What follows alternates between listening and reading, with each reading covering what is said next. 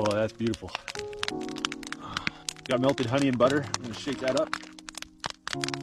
Fresh warm bread and honey butter.